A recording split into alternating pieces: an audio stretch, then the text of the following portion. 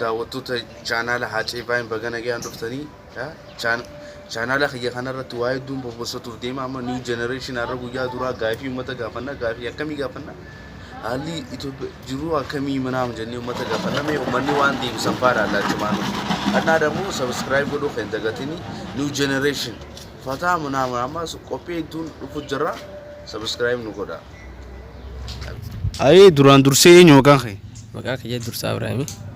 Ayee Dursaa mee gaafii takkaan si gaafachuuf beekte laayivii Itoophiyaa tana mee akkamiin ilaalta?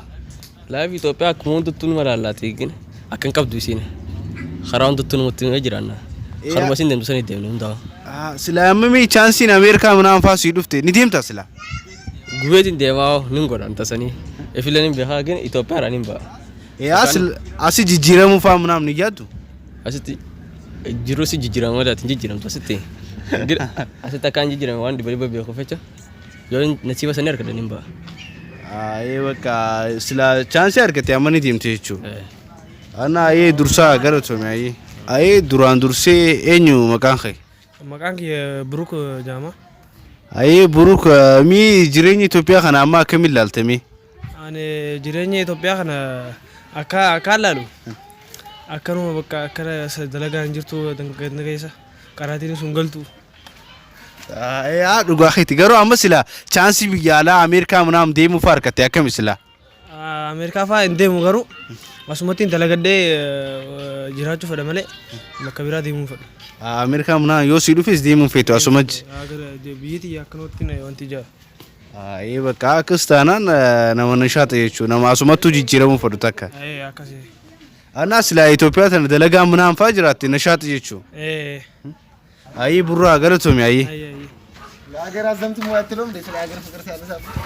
Ayee duraan dursee eenyu maqaan kee? Caalaan jedhama. Caalaan jedhama. Caalaa Daggafaa. Ayee Caalaa Daggafaa gaafii takkaan si gaafachuuf fedhe. Ayee maala jireenya Itoophiyaa kana mee akkamiin ilaalta? Jireenyi Itoophiyaa akka dhageenyutti illee akka agarrutti illee haala rakkisaa keessa jira. Amma fakkeenya abbaa kiyya godhachuu hin danda'a. Abbaa kiyya nama qabeenya qabu tokko garuu yeroo ammaa kana keessa gizee hedduu gizeen bira dhaqee hiraaraa so'a. Kani tujjaara miskiinni faan akkam takka hiraaraa san irratti yaada. San irratti haalli jiru Itoophiyaa rakkisaa keessa akka rakkoo keessa jiru kan irratti hin beekan jaa. Haalli Itoophiyaa haala rakkisaa. Akkas taanaan dhugaa keetti akka tujjaarinu hiraaru amma miskiinni azaadaa hojii harkuma haaliqaa jira. Anna amma silaa chaansiin biyya alaa manaan karaa Ameerikaa manaan si dhufte ni deemtaa? Baabaan kiyya amma yeroo gabaabaa keessa naafitu jira.